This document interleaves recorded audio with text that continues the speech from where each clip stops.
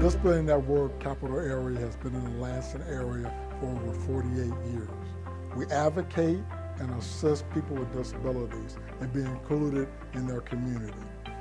One of the keys to getting out into the community is leaving your home.